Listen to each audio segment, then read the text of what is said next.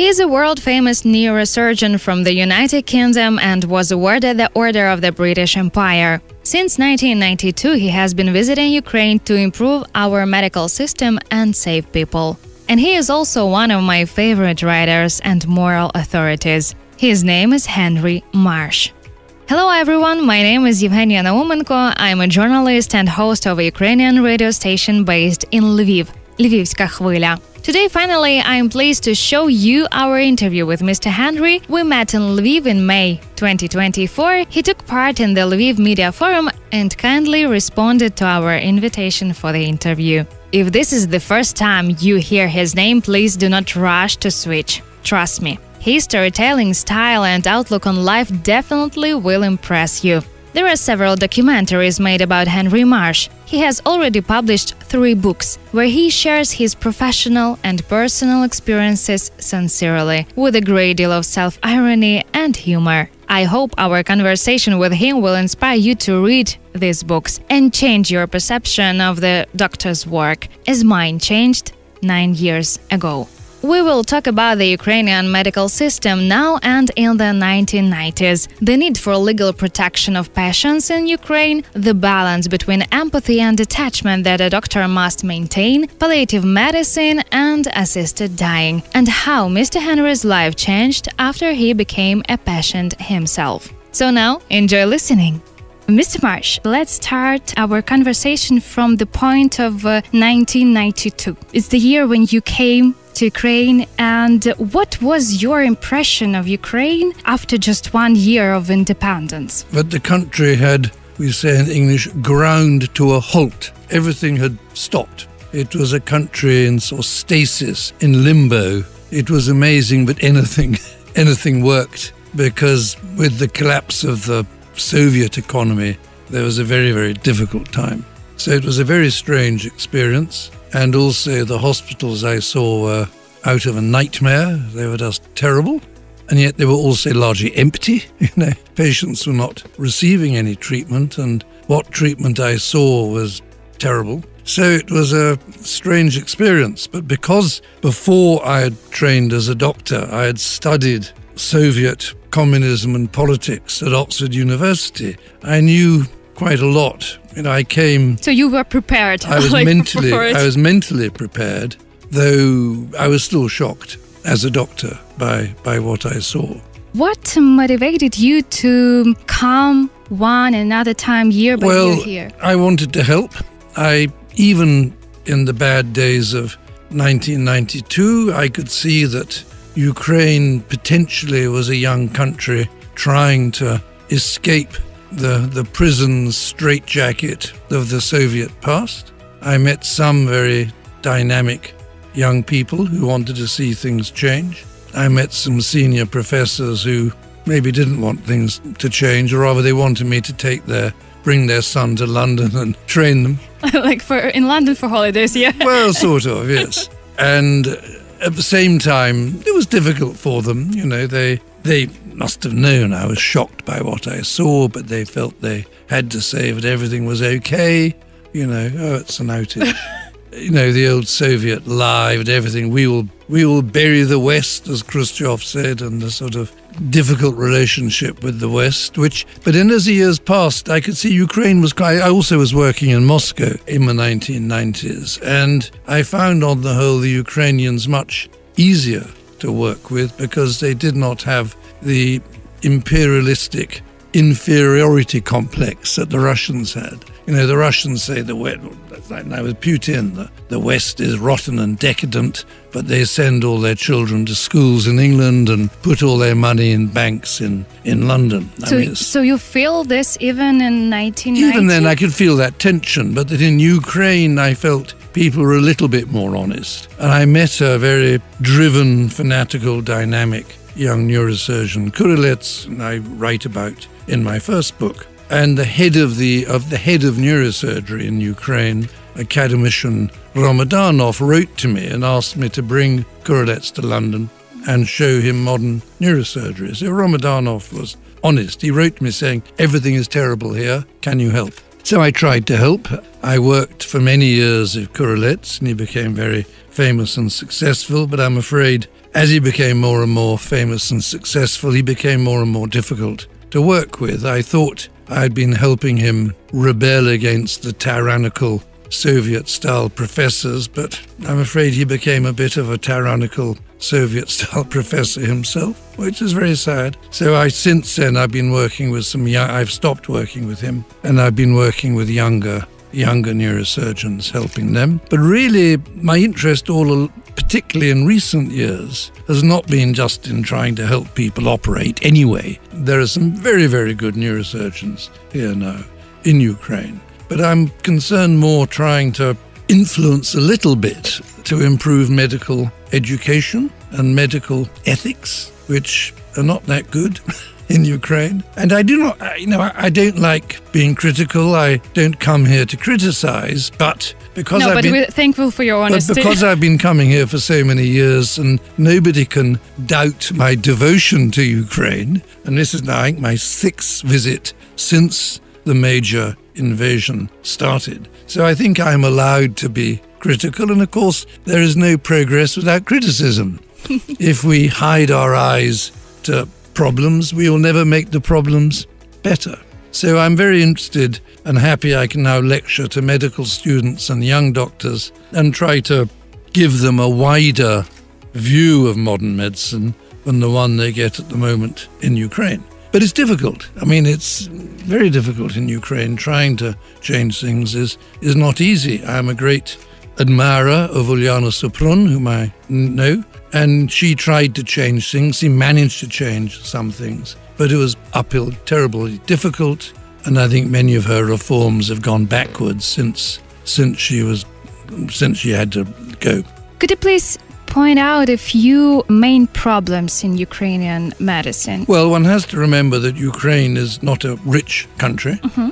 You cannot expect to have, first world medical care in a poor country. So that's the first problem. Secondly, the system is still very hierarchical. It's still very dominated by old men at the top. And patients here are in a very weak position. So that if doctors have not done if there are problems or mistakes, the doctors can just brush them away. Now, it was like that, to be honest, it was like that in England 50 years ago when I started training as a doctor.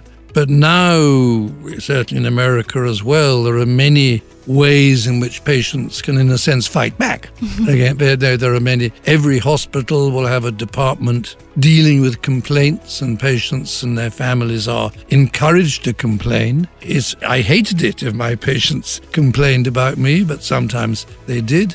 It is also, you have litigation against doctors, and the criminal law is involved. Now, hospitals have, in England, there is a law called duty of candour. We have a legal obligation to tell patients and their families the truth when things have gone badly, and you can get into big trouble if you are not honest. So that's a big difference with Ukraine, where here doctors still... I've seen some very good medicine here. I've seen some quite terrible things done, which you would never get away with in England. You might even go to prison for some of the things I've seen. But here in Ukraine, it's still very easy just to shrug your shoulders and the doctors to walk away, and that hurts me. Do you observe any differences or even little improvements since you came to Ukraine the first time? Big improvements, lots of improvements. I mean, there are some very well-equipped hospitals and there are some very good doctors. Conditions are still difficult, and the war has made everything more difficult. No, I mean, I don't want to sound entirely negative. Obviously, Ukraine now is hugely different from the country I first came to 32 years ago. But there are still some pretty fundamental problems in healthcare. And some of those are not about money, but about attitudes and the attitudes of doctors towards patients. And as I said before, that patients have the English word is they have no redress. If things go badly, there is nothing they can do about it, which means it is corrupting for doctors. You can just forget bad results and carry on. And yet all progress in everything in life depends upon acknowledging problems and then doing something to get them better. the comparison is often made between medicine and aviation safety. In 30 or 40 years ago, there were many regular aeroplane crashes.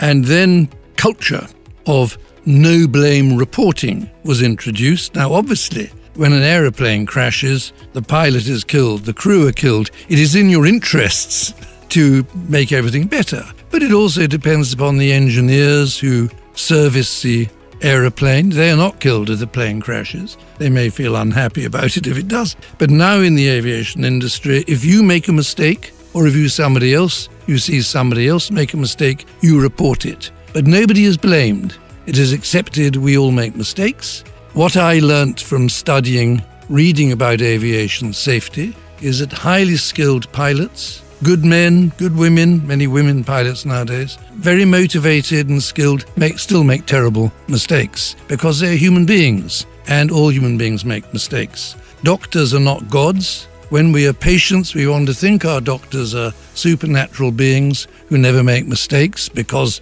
our lives depend upon them. But I've made many mistakes. I write about them in my books. And I feel my duty as a senior doctor now is to be open about this, to encourage other senior doctors, not so much to tell the public and patients about their mistakes, but with their colleagues and with the doctors they are training. Because this is all about patient safety. We have aviation safety, we need patient safety. And patient safety is all about saying, yes, I do make mistakes, I hate it, but I do make mistakes. We must learn from them. And the problem in Ukraine, there is still a culture of hiding mistakes, not admitting to them, and patients of no strength to fight back against that. But in England, you know that if things go badly, the patients will complain. You may be sued by lawyers. Sometimes the police are involved. I know one hospital in England at the moment where the police are investigating the doctors for behaving badly.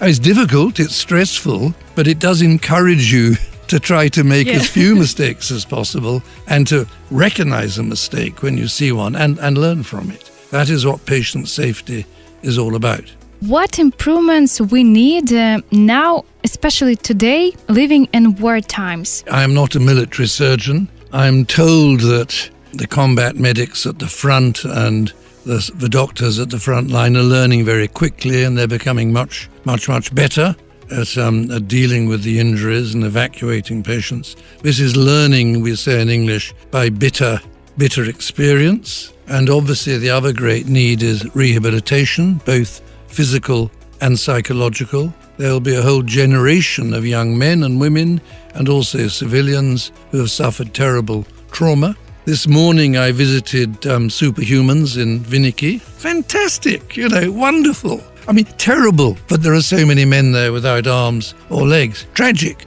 It makes your heart bleed. But what these men need is not sympathy, they need good rehabilitation. And it is fantastic to see that there. And the way Superhumans works, pushing the men to fight to get better. They're not ill, they're not patients. They are men with disabilities who need to be trained to get back. Of course, they all want to go back to the war again to help their comrades. Many of them want to do it. Yes, well, that's because intense comradeship soldiers have together in war is unique to war, and the sense of duty and obligation to your comrades is intense, which is why so many of these wounded soldiers want to go back and fight if they can. But I mean, to see it, it is a fantastic place. And I could see the director, Olya Rudnieva, showed me round. I could see the fantastic relationship she has with all the soldiers and the staff. Not one of being all sympathetic, but positive, pushing, wonderful. That is a model for other rehabilitation units to follow. And it would be a mistake, I think, and Olya and I were agreeing on this. It would be a mistake to have some enormous 1,000-bed rehab unit, which I believe the government is proposing. You want many smaller ones, like Superhumans, where all the staff and men know each other, and it is a wonderful human. Like to make a community. Exactly. And it's a profoundly moving human experience to see what was going on in Superhumans, and wonderful that has happened here in Ukraine. I was in other center, Unbroken. Unbroken, yes. and I come here and I expect that all these men will be sad, but I come and see that they are laughing, they are singing songs, and I'm, oh my God. Yes. Well, they're tough, they're soldiers, they want to get better. Sympathy is bad for them. They don't need our tears. They just need our support to help them fight to get better. Some of them to go back to fighting, some of them to go home. But that having been said, modern warfare is terrible, and there'll be a lot of post-traumatic stress disorder in future. And one of the problems soldiers face is it's very hard to readjust to civilian life after fighting. And that's difficult. Reading your first book really changed my perspective on doctors' work, their routine, how much courage it takes to make some fateful decisions, about them. So I went from feeling really angry, offended, blaming doctors and all this, to having compassion, understanding, and admiration for their work and how they are able to cope with these feelings, with the fears, and how do you think now is being the doctor takes extraordinary effort and not everyone is able to do it? Well, the problem is the central problem of being a doctor, especially if you do dangerous operating as I did. And neurosurgery is only a very, very small part of healthcare. The central problem is finding a balance between being detached, cold, scientific, and being kind and caring. And you must somehow be both. Too many doctors, particularly in Ukraine, become detached and cold. Because the problem is the more you care for your patients, the more it hurts, particularly when things go badly, suffering, or you have made a mistake. So many doctors, particularly surgeons, become very cold and detached and remote because caring, empathy hurts, and it's hard work. It is tiring. If you, to some extent, you feel what your patients are feeling. And also, we become anxious, and we don't want to be anxious. You want to be calm and controlled. Anxiety is contagious. All doctors do not like anxious patients. We want them to shut up because we are human beings, and anxiety is contagious. So to find a balance between detachment and care is very difficult. And because doctors are human beings, if you work in a system such as here in Ukraine, where patients have no power at all, it is very easy to become detached and you don't have to care. So it's a difficult balance. We are human beings. So often in the newspapers or as patients, we think doctors are either saints or devils, but we're not. We're human beings, and there are many different. Some doctors are better than others at being kind. Some doctors are slightly better at operating. It's all very, very variable. But we're human beings. We make mistakes. We have to protect ourselves. And I'm very proud and happy that many people tell me my books help them understand doctors a bit. And if things went badly, they didn't automatically blame the doctor for the problem. But sometimes the doctor is to blame, and then something needs to be done about that. Not to punish the doctor, but to try to make sure that problem does not happen again, that people have learnt from it. If a student, for example, tells you that they want to become a doctor and they want to become as good as you in neurosurgery, what would you tell them? Like what first advice? There's no simple answer to that. I did not write my books to encourage young people to become neurosurgeons. I think neurosurgery is, if you're a kind, good neurosurgeon, I hope I was, is not a good life. I sacrificed my family. I mean, I'm very lucky. I'm on good terms with my 3 children and also my first wife, although my first marriage ended partly because of my work. I always put work first, work first, family second. Looking back on that now, the age is 74, an old man with cancer, although I'm in remission at the moment, I think that was a mistake. I regret that now. But my patients wanted me to be 100% devoted to them. My family would have liked me to be 100% devoted to them, but I have only 100% devotion, not 200%. And that's difficult. It's different now in England because doctors do not work the very, very long hours I worked when I was younger. Sometimes I think almost it's gone too much to the other extreme and the doctors are not working enough because, of course, a lot of medicine, particularly surgery, is a practical skill. You learn it by doing it. You become better by doing it over and over and over again. It's about experience. It's not something you learn just from books or from lectures. And this again is one of the problems of medical education here. But so much of the education, both for students and for qualified doctors, is sort of theoretical. In America and Europe, medical education is very much practical. As medical students, you will be with patients. And as young doctors, you'll be working all the time with patients. And the emphasis is on seeing patients, not on listening to theoretical lectures. But obviously all that has been made much more difficult by the war. So, medical education in Ukraine is in a sort of crisis at the moment, but it was in a crisis before the war. It was far from perfect before the war started. Yeah. In the next chapter of our interview, I'd like to talk with you about death, if you don't mind. Ukrainians faces it every day, and we hear about death in news and social media from relatives, from friends. We see public funerals every day in the center. Yes, I know, I've seen them. Sometimes we dream about it at night, and we're afraid of it, and we hate it. Yes. What should we know about death to continue living from your perspective? I speak as a civilian in a country at peace. And I had to face my own death when I was diagnosed with cancer. But at the age of 70, having had a very full life is very different from the situation of the young people who have to fight in the war, or the civilians who are at risk of Russian missile attacks. So there's no easy answer to this. I am amazed. This is my 6th visit since the war began. I'm amazed at the strength and resilience of all the Ukrainians I have met who have stayed in Ukraine. The question of the ones who have run away, that's a difficult question, which I do not have an opinion about, but I understand. It's not our business.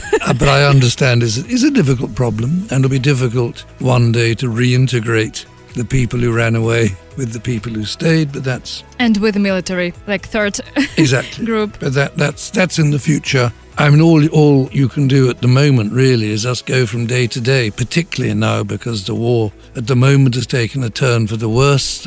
The optimism last year after the successful Kharkiv offensive has gone. So it's a difficult time. We're saying is you just have to hang on grimly. By the skin of your teeth, you've got to hang on. But I am amazed how strong so many people here. And until you face these disasters, you never know how you will react, just like the men in the rehabilitation units. If they'd been told a year ago they'd have lost a leg or 2 legs, they probably would have said, that's terrible, I will never cope. But they do, and most of us have much greater inner strength than we realize. As going back to myself and having as a doctor, having to face cancer.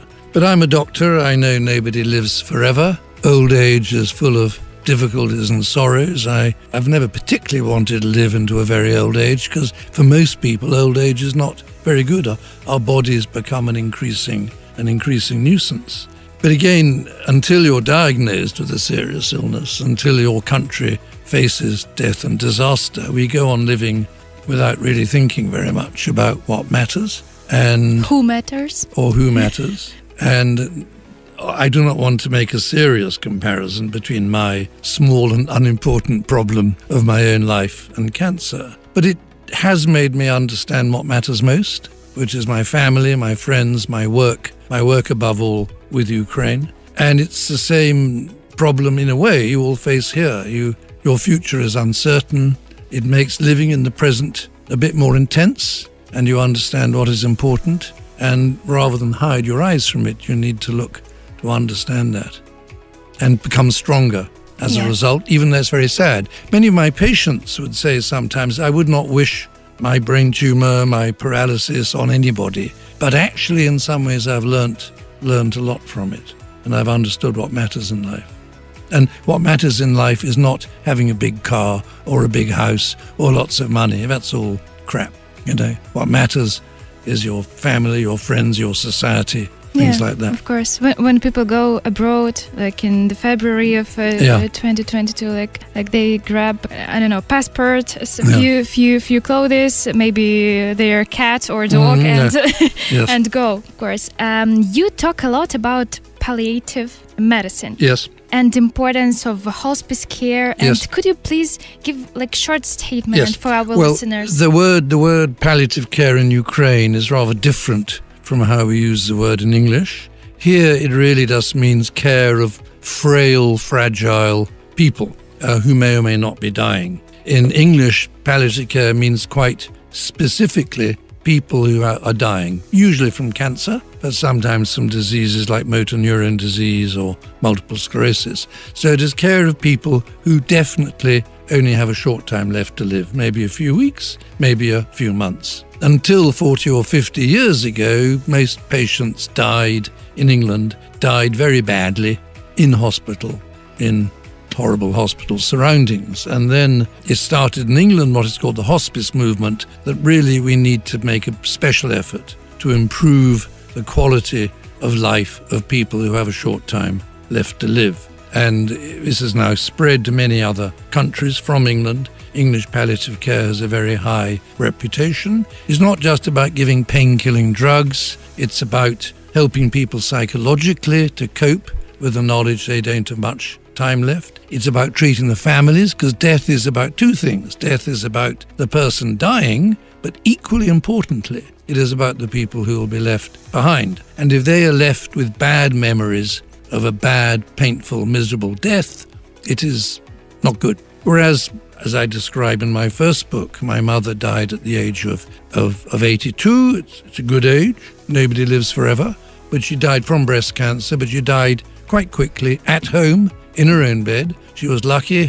One of her sons was a doctor. One of her daughters was a nurse. So we looked after her at home. All the family could come from all over the world to say goodbye to her. It was a sort of perfect death. Sure, it's very sad, but that is the sort of death we would all like for ourselves and for the people we love. And the aim of palliative care, good palliative care, is to try to achieve that for as many people as possible.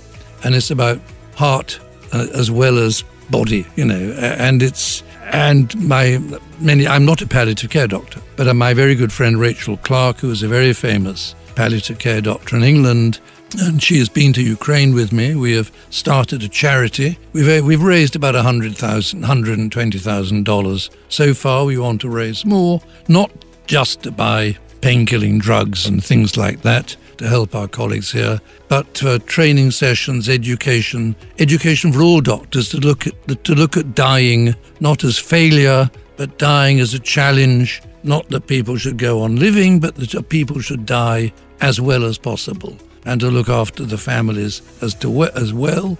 It sounds rather strange to say to try to make dying into a positive experience, but Rachel says it is. She says it's wonderful because this is the last time people have to say goodbye to each other, to say that they love each other, and it's really important to try to do that as well as possible. It is not done very well here on the whole in Ukraine, and Rachel has many English palliative care colleagues who are very enthusiastic to try to help. I suspect they don't want to. Rachel's brave. Rachel will come here, but they won't. But we can do online teaching, things like that. So I'm not a palliative care doctor, but my role is to try to facilitate and help this.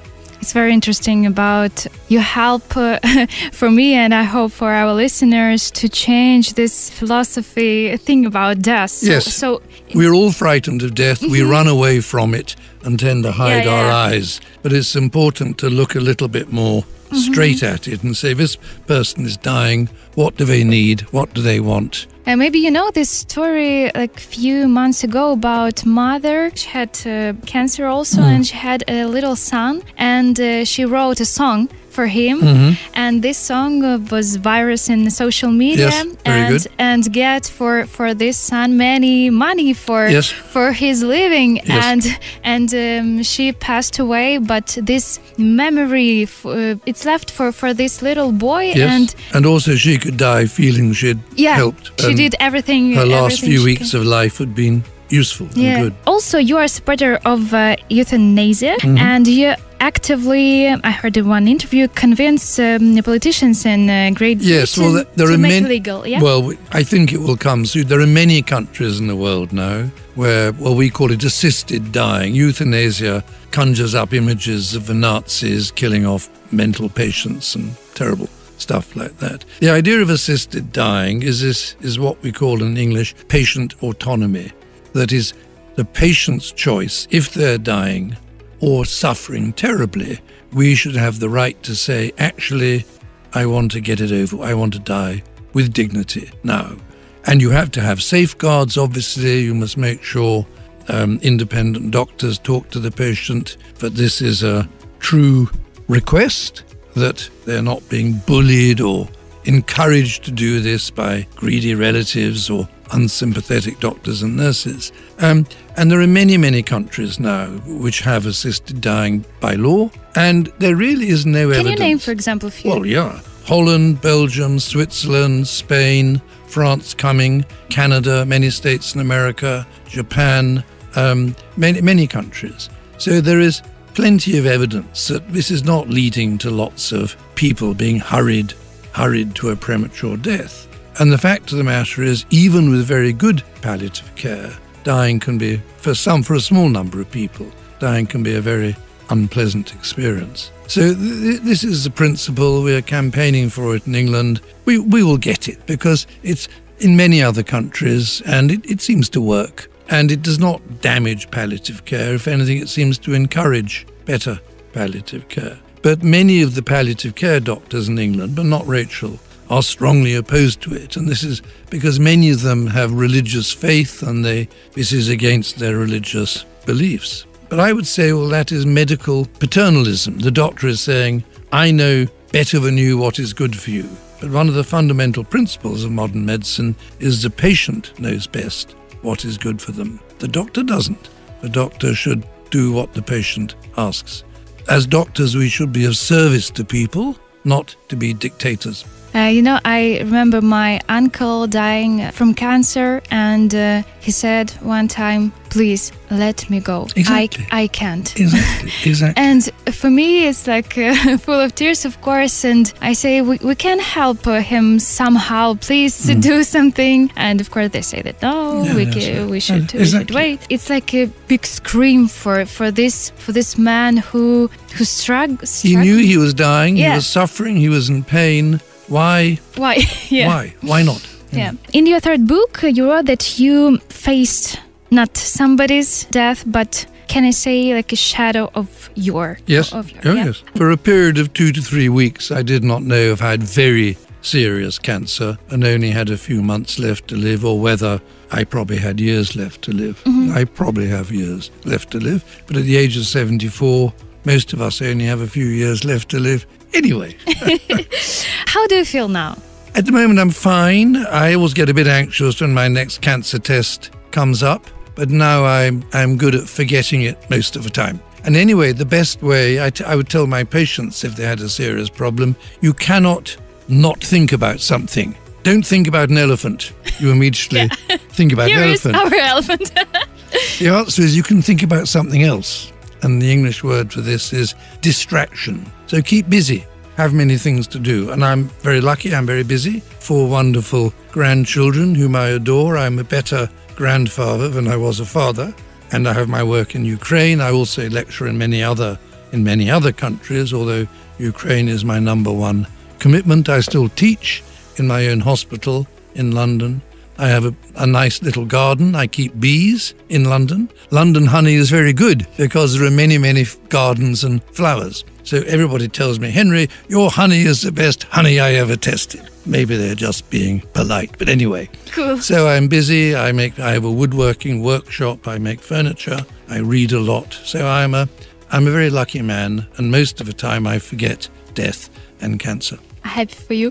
Really. Thank you. You're joking. How about your running sport routine? Well, I try to run every day. Recently, I've had arthritis in my ankles, so I've not been running as much as I would like to. I usually run sort of 4 kilometers every day, and at weekends I'll run 8 to 10 kilometers. And I'm lucky I can still do that, although recently I've not been doing as much as I should. Exercise is very important for good health. Exercise is better than many medicines and is also good psychologically. I run partly to keep fit, and I'm frightened of being unfit, but I run because after running, I feel very well. Because I'm now 74, running is hard work. It's not easy. Our bodies become more and more of a burden with age. I used to run sort of 25, 30 kilometers. I couldn't do that now. My joints are just not good enough. But we know the recipe for long life, if you're lucky, which is don't eat too much, exercise, and good sleep. But nobody sleeps well during a war. I don't know anybody in Ukraine who is sleeping well. Could you please tell me how your life changed when you became a patient yourself? It didn't change very much because I kind of knew that being a patient was a horrible experience. I knew that already. My son had a brain tumor when he was very young. My wife has quite bad Crohn's disease, is often ill. So I knew that being a patient is a frightening, degrading, humiliating, beastly experience. So it didn't bother me too much. But I was very anxious for a long time, and I know that when my cancer tests show the cancer is starting to come back, which will probably happen with the prostate cancer I have, I know I'll be unhappy, but that's not happened yet. So I'm living in the present. It's the same in Ukraine. Concentrate on the present. Don't waste time worrying about the future. The last question I have, but the first I want to thank you very much for your support for our country, for your words, interviews, and all that you did, and for your books, for honesty in your books. I read all 3. And finally, like your book name. Mm-hmm. When do you plan to release your 4th book? My next book, you mean? Well, I'm not. That's why it's called And Finally. I'm not planning on writing another book at the moment. I'm far too busy anyway. I'm always writing. I always write a diary every day, so I'm writing about my visit to Ukraine this week and what I've seen. I love writing. Whether I'll write another book, I don't know. I would like to, but I need to feel it's useful and interesting, and at the moment I'm busy enough. So thank you very much for your time. I was happy to have you here. It's my pleasure. I wish I could speak a few words of Ukraine, but anyway, будь ласка.